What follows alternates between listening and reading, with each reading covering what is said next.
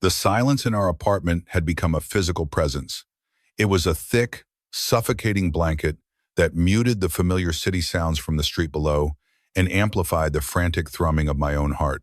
For 72 hours, this silence had been my only companion, broken only by the futile ring of Sienna's phone going straight to voicemail and the worried, questioning voices of our family and friends. "Caleb, have you heard anything?" her mother had asked for the 5th time that morning, her voice thin and frayed with panic. "Nothing yet, Anne.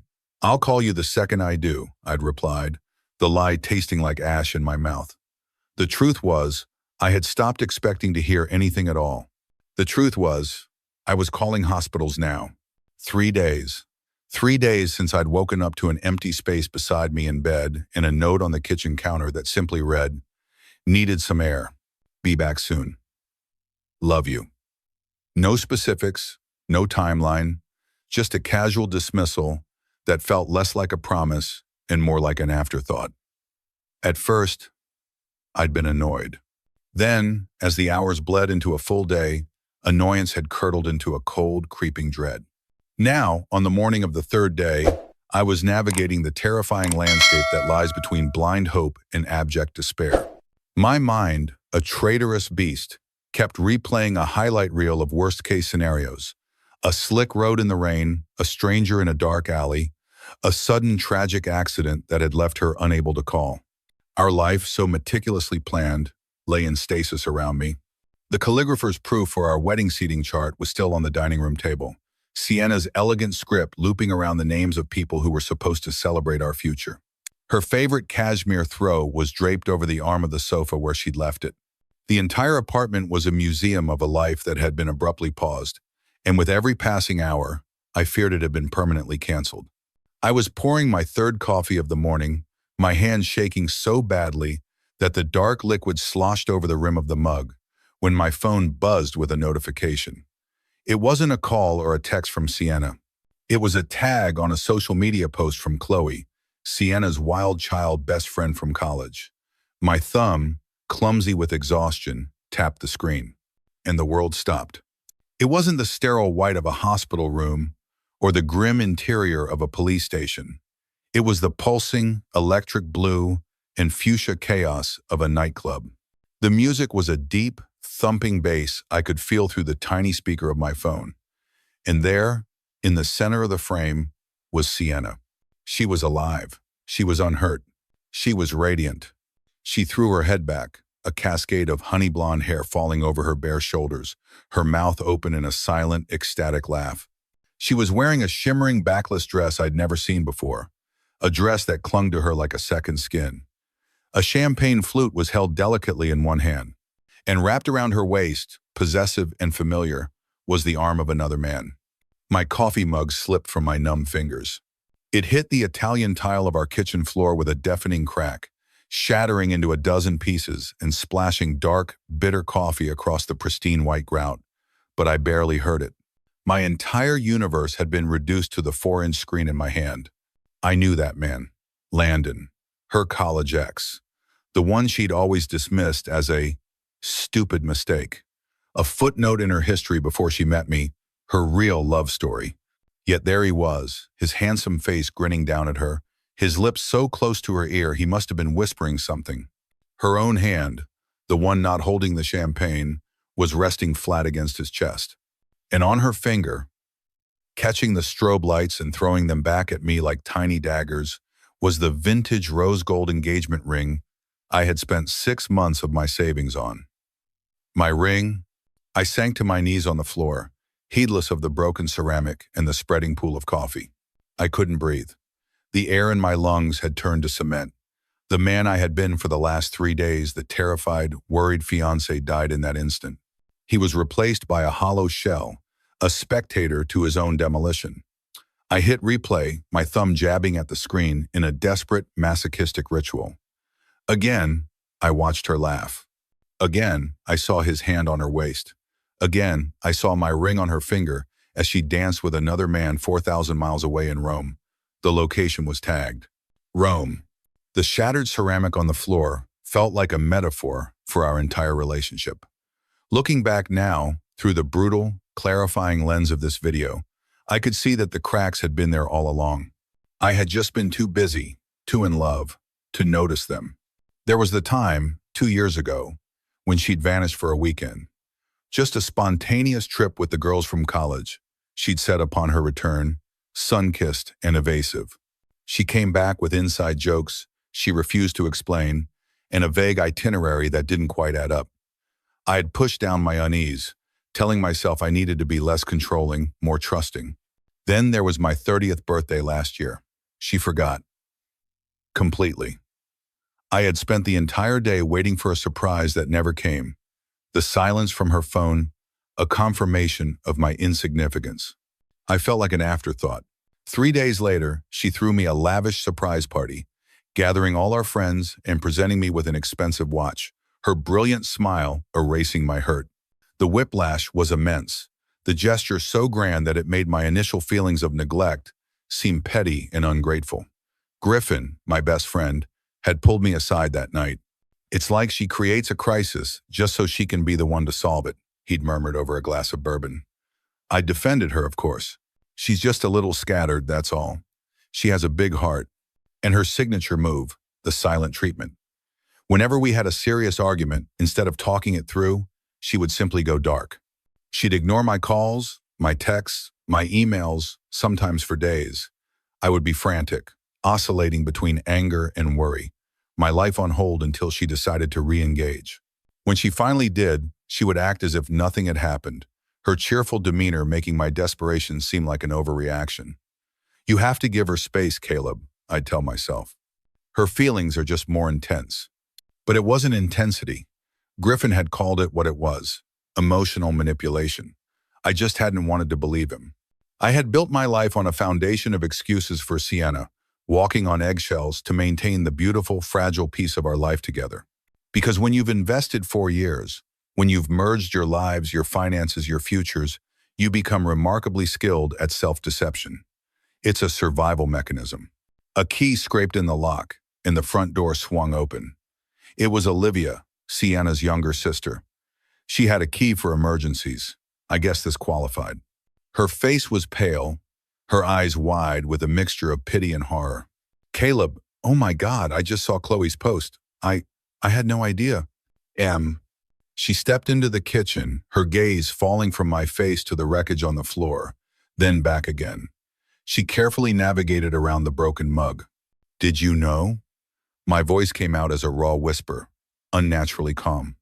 The hurricane was raging inside me, but on the surface there was a strange, chilling stillness. "No, God, no," she said, shaking her head vehemently. "Mom and Dad have been calling me nonstop. Nobody knew anything. Chloe just texted me this morning saying they'd planned a surprise bachelorette trip for Sienna." A surprise? Her voice trailed off as she understood the full weight of the deception. I wasn't listening anymore. I had scrolled down to the comments section of the video. "Living your best life, Queen. Oh my God, is that Landon? You two? Pre-wedding jitters done right." Each comment was a new twist of the knife. But it was one from Chloe herself that stopped my heart cold. A reply to another friend asking how long they were there. "Round 2 of senior year spring break. 7 days of breaking Rome." 7 days. She had been gone for 3. She was planning on being gone for 4 more. That meant she would be flying home less than 2 weeks before our wedding day. She would miss our final tasting with the caterer, the meeting with the officiant, the delivery of the wedding bands. She had decided, unilaterally, that a week-long party in Rome with her ex-boyfriend was more important than the final preparations for the life we were supposed to build together. The old Caleb, the one who existed just 10 minutes ago, would have kept calling, kept texting, his messages growing more desperate, more pleading. He would have begged for an explanation, ready to accept any flimsy excuse she offered just to have her back. But the old Caleb had died on the kitchen floor amidst the shards of a broken coffee mug. A cold, diamond-hard clarity washed over me, extinguishing the frantic flames of my panic.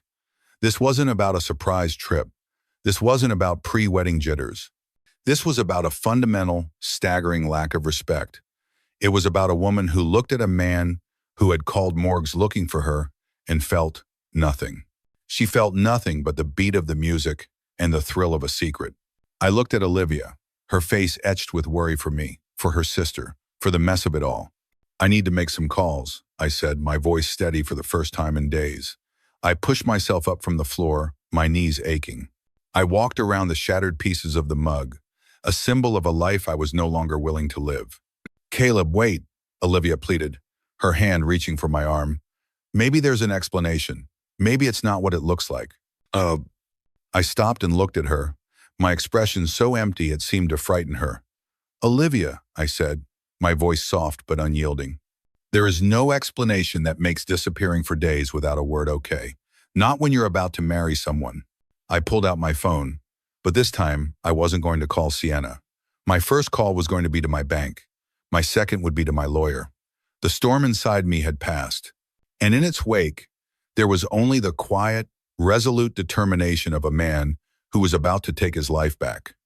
I had a plan, a quiet, meticulous plan, and Sienna had no idea what was waiting for her when she finally decided to come home. Olivia watched me, her expression a cocktail of confusion and fear, as if the man she'd known for 4 years had been replaced by a stranger. "What calls?" she asked, her voice small. "Caleb, please don't do anything rash. Just wait until she gets back. You need to talk to her." "I do need to talk to her," I agreed, my voice devoid of the emotion she expected.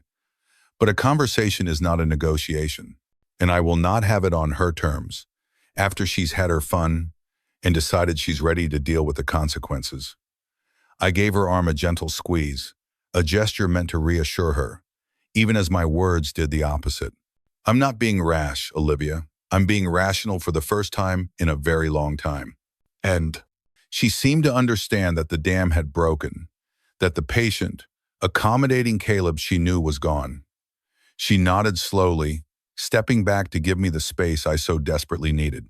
My fingers felt steady as I dialed the 24-hour customer service line for our bank. The cheerful, automated voice was a bizarre counterpoint to the demolition derby happening in my life. After navigating the robotic labyrinth, a real human came on the line, a man named Trevor. I explained the situation with a clinical detachment that surprised even myself. I didn't say my fiancée had shattered my heart. I said there was a potential for unauthorized use of our joint funds due to a sudden, unsanctioned international trip. I was a project manager, and this was now a project. Project Damage Control. Trevor was wonderfully efficient, his sympathy audible, but his actions professional. "I understand completely, Mr. Hayes. Let's secure your finances immediately." Over the next 30 minutes, he walked me through the process. We created a new personal account solely in my name and initiated an immediate transfer of my last 3 paychecks funds I could prove were mine alone out of our shared checking. We put a temporary freeze on any withdrawals over $500 from our joint savings account, the one holding the bulk of our wedding fund. We changed every password, every security question. I felt a small, cold satisfaction with each password confirmed, each account secured. It wasn't about revenge. It wasn't because I thought Sienna would drain our savings, though at this point, nothing would surprise me. It was about severing a tie. It was about drawing a line in the sand and declaring, this part of my life is mine again. When the call with Trevor ended, I immediately dialed Griffin. He picked up on the second ring. "Caleb, man, I was just about to call you. My wife saw something on social media. Is everything okay? Is that post real?" "It's real, Griff," I said, my voice flat. I paced from the kitchen to the living room, my feet crunching softly on unseen shards of ceramic. I laid out the whole story, the 3 days of silence, the video, the comments, the ex-boyfriend. There was a long pause on the other end of the line, and then a string of curses that was both eloquent and deeply comforting. I am going to kill her. No, seriously, you give me the word. Save me a spot in line, I said, a grim smile touching my lips for a second. But for now, I need a lawyer, not an accomplice. I need to know where I stand. Griffin's voice shifted instantly, the concerned friend replaced by the sharp, focused professional I'd seen in a courtroom once. "Okay, lay it all out for me, legally. The apartment lease is in both our names. The joint savings account has about $50,000 in it, mostly from me, but she's contributed. All the wedding vendors have been paid from that account. The ring," my voice hitched for a fraction of a second. The ring was paid for from my personal savings before we combined finances. I could hear the frantic clicking of his keyboard. Okay, good. Here's the breakdown. The lease is tricky. You'll likely have to negotiate a buyout with her or the landlord. The joint account is considered marital property, even pre-marriage, since it was used for joint expenses. We'll have to untangle that, but the freeze was a smart move. The vendors, that's going to be a loss. Read your contracts, but at this stage, most deposits are non-refundable. He paused. Now the ring. This is important, Caleb. In this state, an engagement ring is legally considered a conditional gift. The gift is given on the condition of marriage. If that condition is not met, if the wedding doesn't happen, the gift must be returned. You are 100% entitled to get it back. And I took notes on the back of the caterer's invoice, a strategic roadmap forming in my mind where wedding plans used to be. When we hung up an hour later, I felt marginally better. The raw, gaping wound of betrayal was still there, but now I had sutures and antiseptic. I had a plan. The hours passed in a blur of methodical action. I emailed my boss and canceled my meetings for the rest of the week, citing a severe personal emergency. Being a senior project manager at an architecture firm had its perks, and an understanding team was one of them. Olivia stayed for a while, a silent, supportive presence, making calls to their mutual friends, trying to piece together a timeline. The story that emerged was even uglier than I'd imagined. Chloe had apparently organized this surprise girls' trip as a last hurrah before Sienna tied the knot. Except it wasn't just girls. And from the looks of it, it wasn't just innocent fun. Around noon, I took the deepest breath of my life and dialed our wedding planner, Valerie. Her voice was a symphony of professional cheerfulness. Caleb, just the man I wanted to talk to. We need to finalize the font for the place cards. Valerie, I cut in, my tone leaving no room for pleasantries. Something has happened. I need to know what our options are for cancellation. The cheerfulness evaporated. Cancellation? Caleb, what's wrong? Is Sienna okay? I chose my words carefully. Sienna is in Rome, with friends and her ex-boyfriend. She won't be back until 11 days before the wedding date. A heavy, weighted silence fell. I could practically hear the judgment churning in her mind. See? She said, her voice carefully neutral. Well, that's not ideal, but we can work around it. I can handle the final meetings. I'm not working around it, Valerie, I stated, the finality of the words solidifying in my own ears. I'm canceling the wedding. This time, her professional composure audibly slipped. The whole wedding? Caleb, are you sure? That's a massive decision. Maybe you should wait until Sienna gets back. I'm sure, I said firmly. What I need from you now is damage control. Financially, what are we looking at? I heard her sigh, a sound of rustling papers and broken dreams. Honestly, Caleb, at this point, almost everything is paid for and non-refundable. The venue, the catering for 200 guests, the flowers, the band, you'd lose about 80% of what you've paid. 80%, nearly $50,000. The number was obscene. It was a monument to a future that had just been incinerated. I stared at the seating chart on the table, at all those names, all that expectation, all that money. And then an idea wild and defiant began to form. What if we don't cancel it? I asked. What if we convert it? Convert it? The venue, the food, the music. It's all paid for, I said, the plan crystallizing as I spoke. What if we turn it into something else? A charity event, a fundraiser? There was a long pause on Valerie's end. I could almost hear the gears turning in her planner's brain. A charity event, she repeated slowly. That's actually not a bad idea. It's bold. The venue might be amenable to rebranding the event if it's for a good cause. It's good press for them. Her voice, which had been full of pity, now held a spark of excitement. Let me make some calls. What charity were you thinking of? The Children's Hospital downtown, I said without hesitation. My nephew had spent a week there last year. It was a good place. By the end of the day, what was supposed to be our wedding reception was being methodically transformed into the first annual Gala for Hope, a fundraiser for the pediatric oncology wing. Our non-refundable deposit would now be considered a tax-deductible donation. The event would go on, just without a bride and groom. It wasn't getting my money back, but it was something better. It was making something positive out of the wreckage. It was taking back the day. The last calls of the day were the hardest. Sienna's parents called me first. Her mother, Anne, was frantic. "Caleb, what on earth is going on? Olivia says Sienna is in Rome with Landon Mercer, of all people." And "That's what I've been told," I said flatly. "Have you spoken to her? Is she all right?" "She's fine. Having the time of her life, apparently." Anne made a distressed sound. Just then, her husband Robert's gruff voice took over the phone.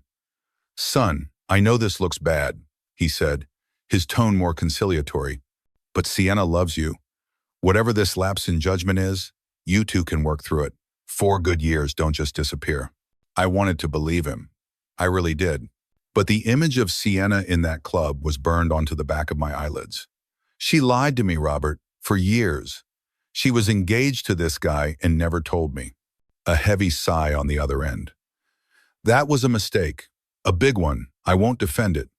But does one mistake erase 4 good years together?" "It's not just one mistake," I replied, my voice gaining a confidence I hadn't felt in years. "It's a pattern. And this time, I can't look the other way." Finally, I called my own family. My mother, predictably, was devastated. "But you two were perfect together. Everyone said so." "We look perfect, Mom," I said gently. "There's a difference." My father, a man of few words, said only this: "Trust your gut, son. It's never steered you wrong." The day ended as it had begun, with me in the silent apartment. But the silence was different now. It was no longer the silence of absence and dread. It was the quiet, humming silence of a plan in motion, of a life being deliberately, painfully, but purposefully rebuilt. I picked up my phone one last time, but it wasn't to check for messages from Sienna. I sent a text to Griffin. "Rain check on the bourbon, but I could use your help with something else. I need to clear out the apartment next weekend. Sienna will still be in Rome." His reply came back almost instantly. "Say no more. I'll bring the guys in the boxes. We'll make it a moving party." For 5 days, I existed in a state of suspended animation. My apartment became a command center for the systematic dismantling of my own life.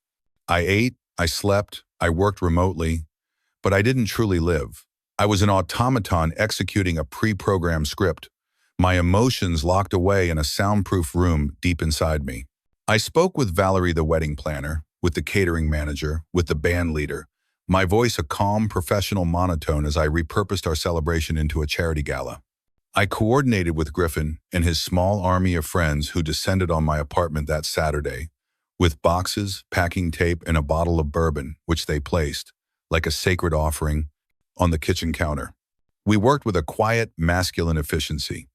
There was no maudlin talk, no pitying glances. They knew I needed action, not sympathy. We packed my books, my clothes, my files from the home office. I carefully separated her belongings, creating neat, labeled stacks in the spare bedroom. I left her toothbrush in its holder, and her shampoo in the shower. I even left the furniture we'd bought together, the big, comfortable sofa where we'd spent countless nights, the dining table that had seen so many of our hopes and plans laid out upon it. I could afford to start fresh. The only thing I packed that felt truly heavy was the small velvet box containing the engagement ring. Griffin's words echoed in my head. A conditional gift. I placed it on top of the first box of her things, a silent, final statement. By Sunday morning, the apartment was transformed. It was still our home, but it felt like a stage set after the play had ended. It was eerily neat, half empty, haunted by the ghost of a future that would never happen. All day, I waited. I knew her flight was scheduled to land at JFK at 4:30 p.m., accounting for customs, baggage claim, and the long drive into the city. She should be home around 7. I sat in the living room, a glass of Griffin's bourbon in my hand, the amber liquid catching the last rays of the setting Sunday. The ice clinked softly, the only sound in the crushing silence. I didn't feel angry anymore. I didn't feel sad. I felt nothing but a profound, weary stillness. I had rehearsed this moment in my head 100 times. I had a script, At 8:15 p.m., just as a new wave of anxiety began to prickle at the edges of my calm, I heard it, the familiar, three-part sound of her key scraping in the lock. A sound that once signified comfort, the end of the day, the beginning of our evening together. Tonight, it sounded like a declaration of war.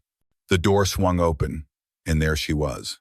For a heart-stopping second, the script, the plan, the cold, resolve it all vanished. She was beautiful, tan from the Roman sun, her hair streaked with new, lighter shades of blonde. She looked tired, a little worn around the eyes, but she was still the woman whose face I had memorized, the woman whose scent I could conjure in my sleep. She was still Sienna. She dropped her heavy suitcase by the door with a thud, a tentative, uncertain smile on her face. "Caleb," she said, her voice cautious. "We need to talk." I set my glass down on the coaster with a deliberate, steady hand. I looked directly at her, letting the silence stretch until it was taut and uncomfortable. "There's nothing to talk about, Sienna," I replied, my voice as cold and clear as the ice in my glass. "The wedding's canceled. I've packed your things. You should probably find somewhere else to stay tonight." The color drained from her face. Her tan, which had looked so healthy and vibrant a moment ago, now looked like a painted mask on a pale canvas. Her jaw went slack. You're not serious," she stammered, a humorless little laugh escaping her lips. It was the sound of pure disbelief. "Completely serious. I called Valerie on Friday. The gala invitations went out yesterday. All our guests have been notified." Her disbelief curdled into outrage. Her eyes, which had been soft and pleading, hardened into chips of blue ice. "You canceled our wedding? You canceled our wedding without even talking to me?" Her voice rose, echoing in the half-empty room. "How could you make a decision like that alone?" The irony was so staggering, so profoundly hypocritical, that a real, genuine laugh escaped my lips. It was a bitter, ugly sound. "Alone?" I repeated, standing up to face her. "The same way you decided to disappear to a different continent with your ex-fiancé without talking to me? That kind of alone?" "That was different," she shot back, taking a step into the room, her hands clenched into fists at her sides. "It was just a trip." "A trip you hid from me," I countered, my voice rising to match hers. "A trip with a man you were once engaged to, a fact you also hid from me for 4 years. Does that seem different to you, Sienna?" She flinched as if I'd struck her. "Ryan, it was a stupid college engagement. We were 19. It lasted for 5 minutes and a box of cheap wine. It was meaningless." "That's not the point." My carefully constructed calm finally shattered, and the raw volcanic rage from the past week erupted. "The point is, you lied. You built our entire relationship on a foundation that was missing a cornerstone, and you never thought to tell me. And then you disappeared. 3 weeks before our wedding, you vanished. I called hospitals, Sienna. I called morgues. I spent 3 days imagining you dead in a ditch somewhere while you were drinking champagne and grinding against him in some club. I needed space," she screamed back, tears of frustration welling in her eyes. "The wedding was suffocating me, all the planning, all the pressure, all the expectations. I couldn't breathe." "Then you should have said that," I roared, pacing in front of her. "You should have used your words. We could have postponed, scaled down, eloped to a courthouse, anything. We were a team, remember? But you didn't do that. You chose to run away, to lie, and to break my trust so completely that I don't even recognize you anymore." She took a shaky breath, trying a different tactic. "You're overreacting. It was just a trip with friends. Nothing happened with Landon." "Friends?" I repeated flatly. "Is that what he is?" Because the way he had his hands all over you in those videos suggested something else entirely. A deep, guilty blush flooded her cheeks. "We were all drunk. It was just dancing. Do you honestly expect me to believe that you've never danced with anyone else? I expect you to not fly across the world to do it with your ex 3 weeks before you're supposed to pledge your life to me."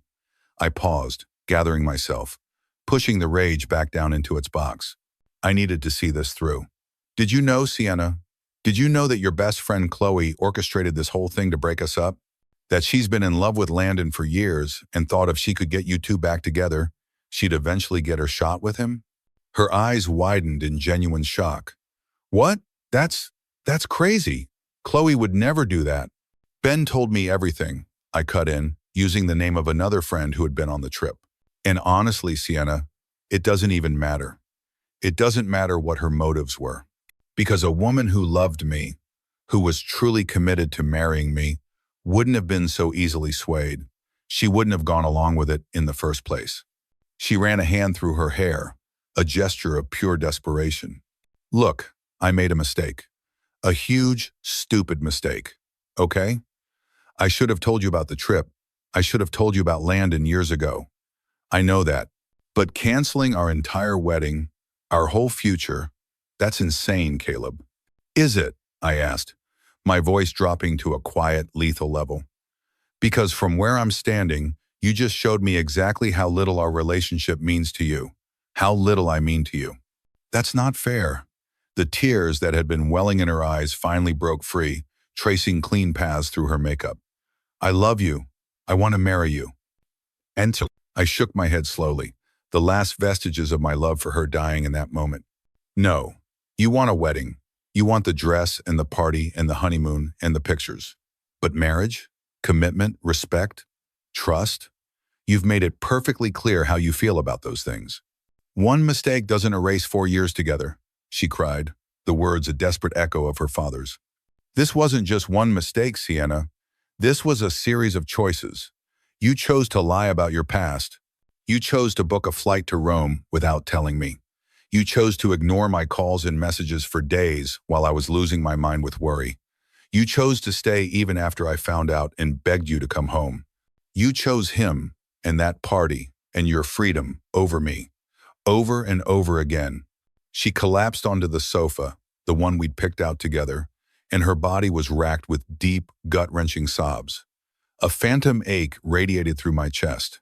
Some deep primal part of me, the part that had loved her for 4 years, that had imagined growing old with her, that knew the exact spot on her back to rub to comfort her, wanted to go to her. It wanted to take her in my arms and tell her we could fix it. But I couldn't. The man who would have done that was gone. He had been replaced by a man who finally respected himself too much to glue the pieces of a shattered vase back together and pretend it was whole. I waited until her sobs quieted into ragged breaths. Your sister said you could stay with her, I said, my voice gentle but firm. I told her you'd call when you got in. She looked up at me, her beautiful face streaked and swollen. You really want me to leave? Tonight? It was the hardest word I had ever had to say. Yes. Can we just talk about this more tomorrow? She whispered, a last-ditch plea for a stay of execution. When we're both calmer, I shook my head. I've had a week of calm to think about this, Sienna. My decision is made. She stared at me for a long moment, searching my face for a crack in my resolve, for a glimpse of the man I used to be. She found nothing.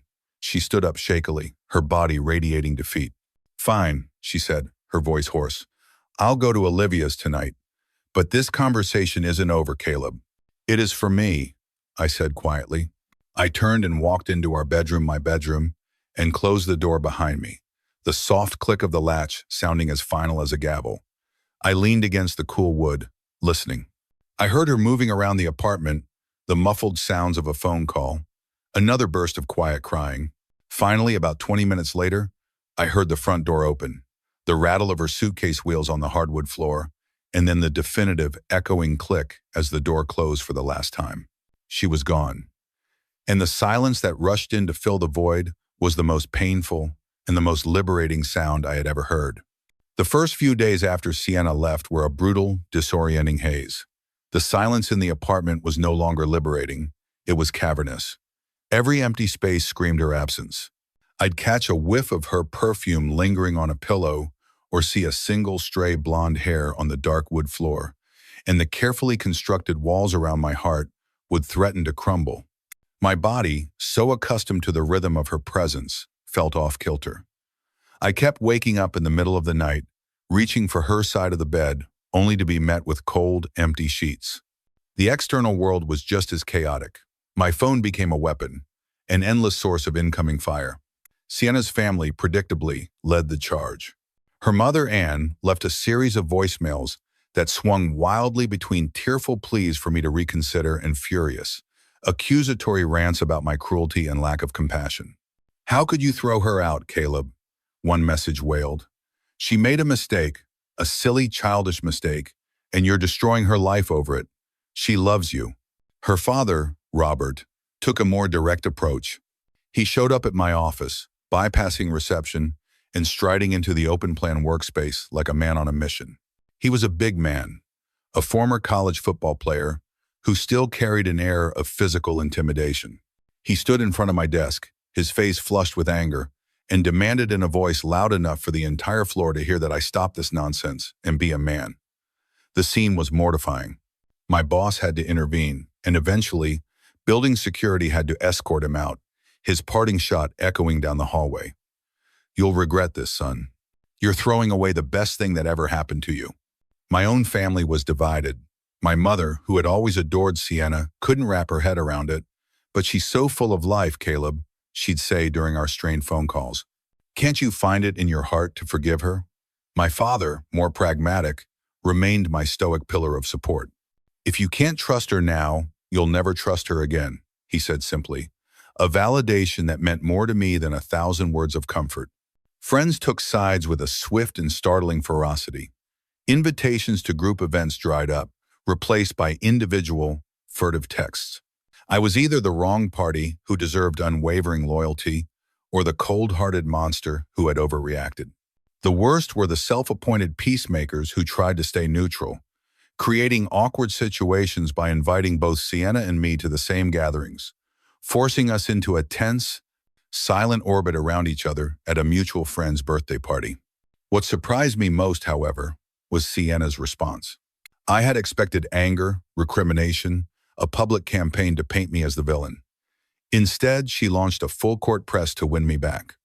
It was a relentless, strategic assault on my resolve. Daily texts that started with, "I miss you," and evolved into long, pleading paragraphs, detailing her regret.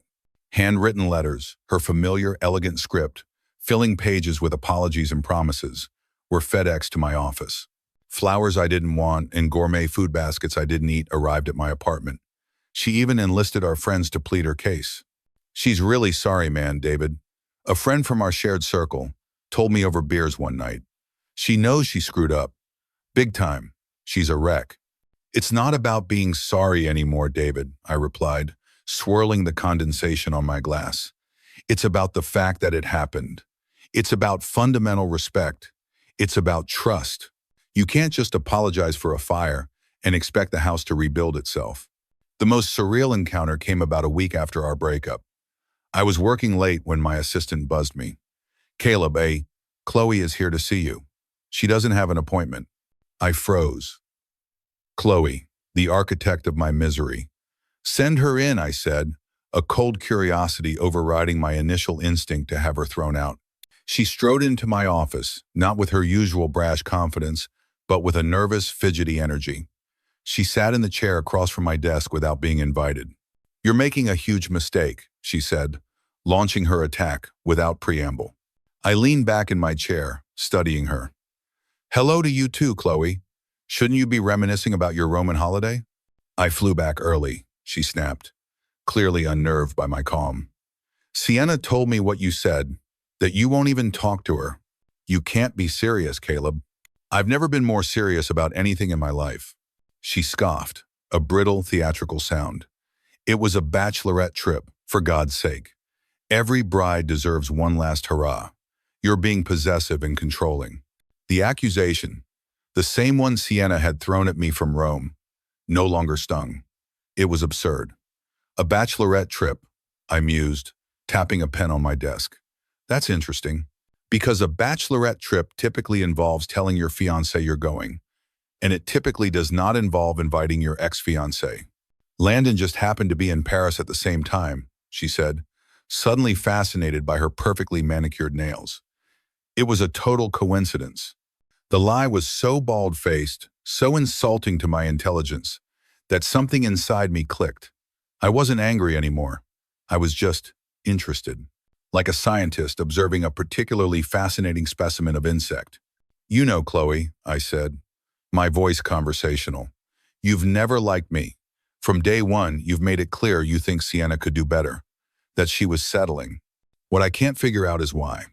Something flashed across her face, a flicker of guilt, quickly masked by defiance. "That's not true," she said, but her eyes slid away from mine, darting around my office.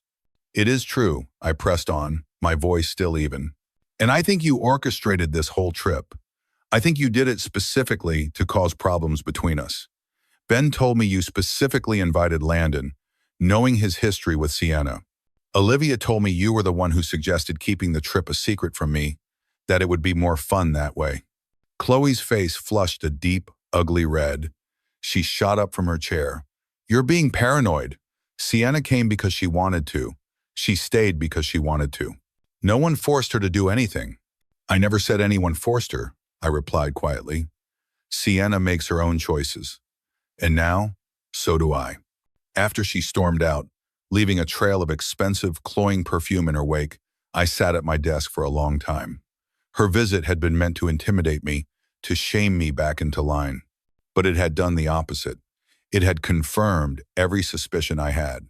The trip hadn't been an impulsive mistake. It had been a calculated act of sabotage. But why? What did Chloe truly gain from blowing up our relationship? The answer came later that evening from an unexpected source. Ben, one of the guys on the Rome trip, and a friend I trusted called me. He'd heard about Chloe's visit to my office. "She claims it was all just innocent fun," I told him, recounting the conversation. Ben snorted on the other end of the line. "Yeah, right. Nothing's ever innocent with Chloe." He hesitated for a moment. "Look, man, I probably shouldn't be telling you this, but you deserve to know the whole truth. Chloe's been in love with Landon for years, since college. He never saw her. He was always completely obsessed with Sienna."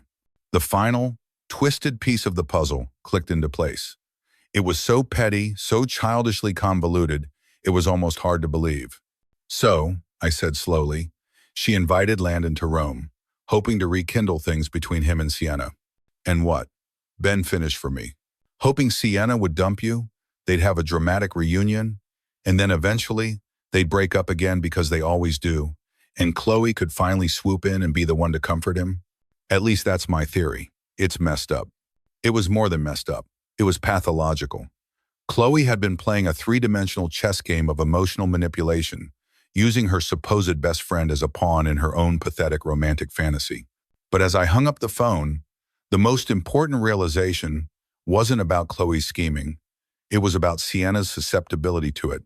It was about her willingness to be a pawn in someone else's game, especially when it came at my expense. A woman who truly loved me, a woman who was truly committed to our future together, wouldn't have been so easily swayed. She would have seen the trip for what it was, a betrayal, and shut it down immediately. The house hadn't just caught fire by accident. Sienna had stood by and watched Chloe light the match. And that, I realized with a final, heartbreaking clarity, was the one thing I could never, ever forgive. The weeks bled into months, each day a deliberate act of reconstruction. The initial shockwave of the breakup had passed, leaving behind the slow, arduous work of clearing the rubble. My life, which had been a shared blueprint with Sienna, was now a solo project. At my therapist's insistence, a no-nonsense woman in her 50s named Dr. Anya Sharma, whom Griffin had recommended, I began to treat it as such.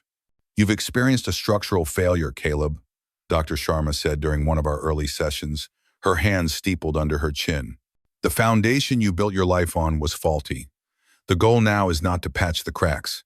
It's to demolish what's left and build something new, something stronger, on a better piece of land." I took her advice literally. The first step was leaving the apartment. It was too saturated with memories, both good and bad. Every corner held a ghost.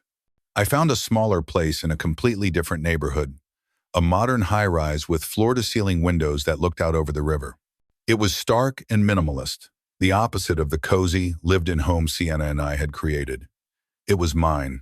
The day the movers transferred my half-empty boxes from the old life to the new, I felt a palpable sense of release, as if I'd shed a heavy, suffocating skin.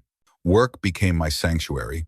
I poured all the energy I had once dedicated to my relationship into my projects at the firm. I worked late, took on the most challenging assignments, and volunteered for business trips. My focus was absolute. 6 months after the canceled wedding, I was promoted to the youngest senior project manager in the firm's history. It felt good, but it was a hollow victory. I was successful, but I was profoundly lonely. Doctor Sharma's advice echoed in my ears. Build something new.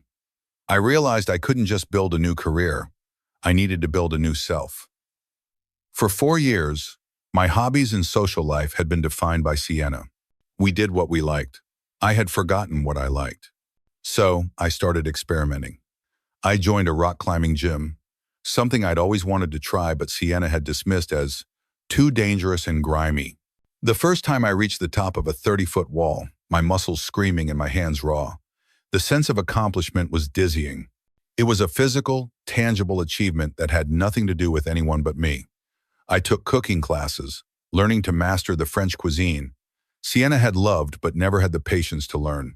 I found a quiet joy in the methodical process, in the creation of something beautiful and nourishing just for myself.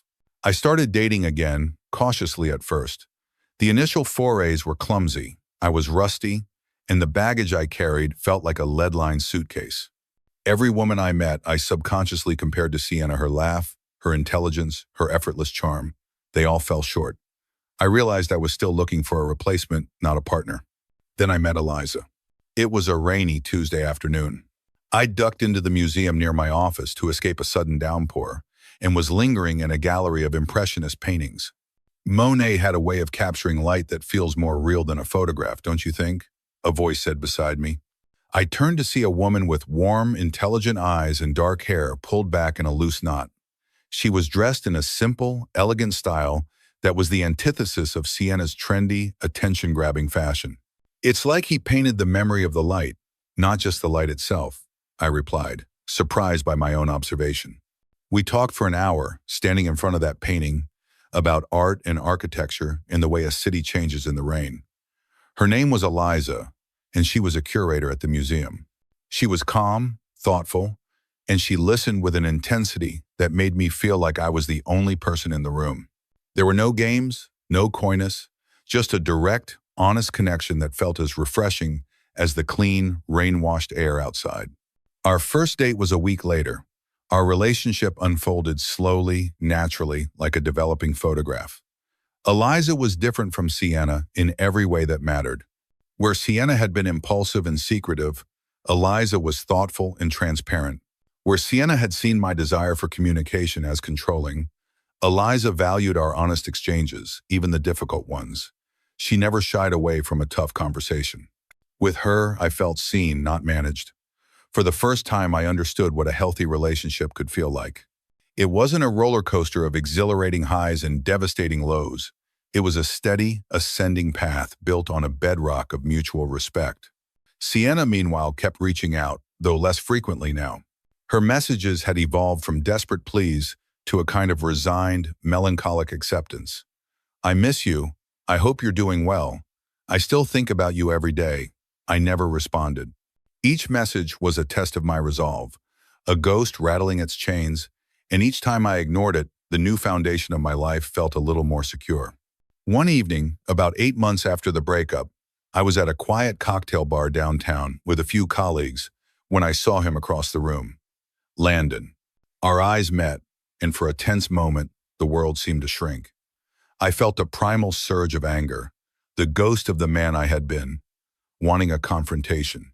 Instead, he approached my table cautiously, his hands raised in a gesture of peace. "Caleb," he said, his voice tense. He looked older than he had in the video, the lines around his eyes deeper. "I know you're the last person on earth who wants to talk to me, but can I have 2 minutes of your time?" My colleagues, sensing the gravity of the situation, made their excuses and disappeared. Curiosity, cold and sharp, won out over my anger. I nodded towards the empty chair. "I want you to know," he began, leaning forward, his voice low. "Nothing happened between me and Sienna in Rome. I swear to you, nothing." I let out a bitter laugh.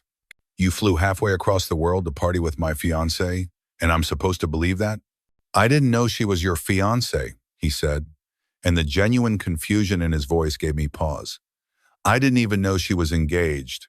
Chloe invited me. She said a bunch of people from our old college group were getting together for a reunion in Rome. I had no idea Sienna would be there until I saw her at the airport. By then, the ticket was paid for. His story corroborated what Ben and Chloe herself had revealed. It was a perfectly fitting, albeit pathetic, piece of the puzzle. And the club? The videos?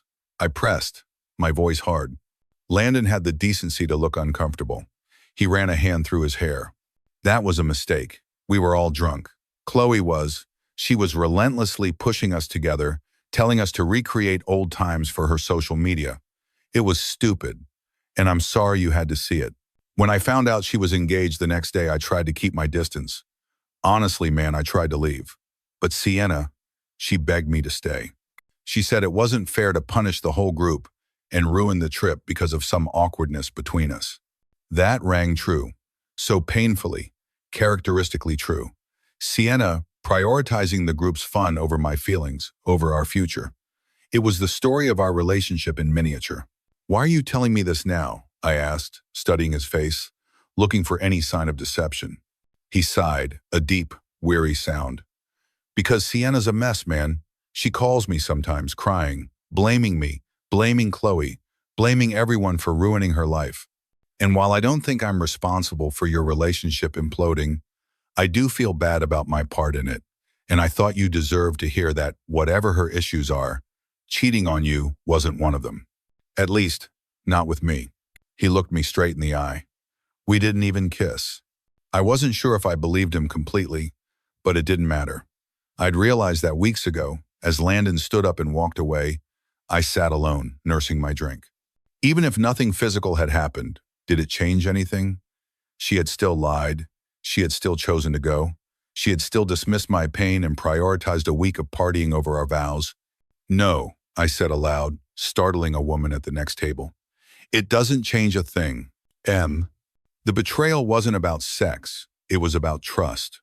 And the structure that had failed wasn't our physical fidelity.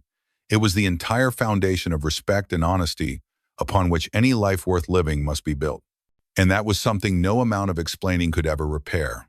A year to the day after our wedding was supposed to have taken place, I found myself putting on a tuxedo. The irony was not lost on me.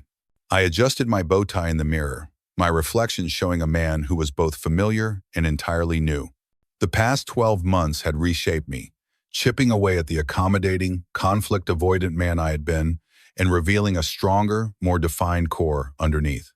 Eliza came up behind me, wrapping her arms around my waist and resting her chin on my shoulder.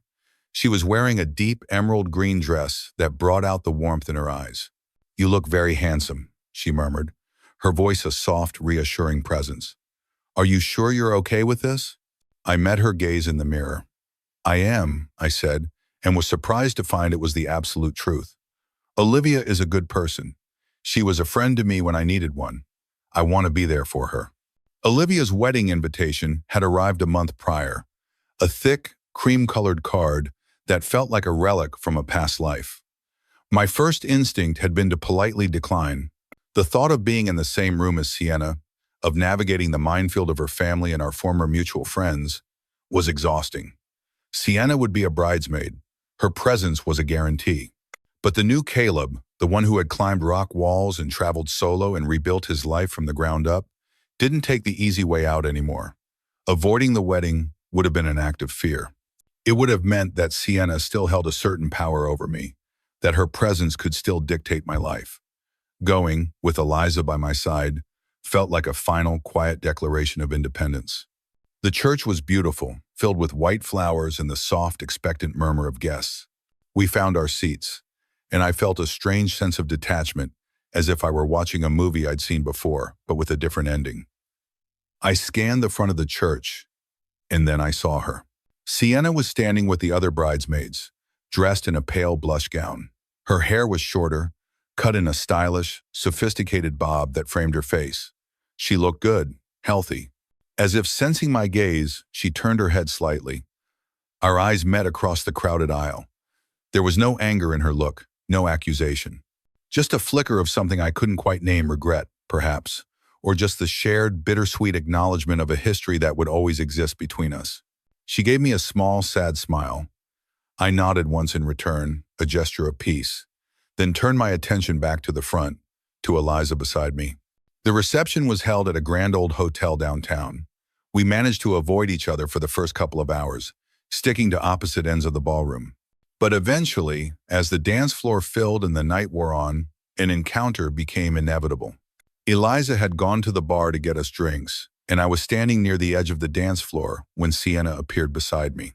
She was with someone too, a tall, serious-looking man in a well-cut suit whom I didn't recognize. "Hi, Caleb," she said, her voice barely audible over the music. "Sienna," I replied, my own voice even. "Congratulations to your sister. It was a beautiful ceremony." "Thank you."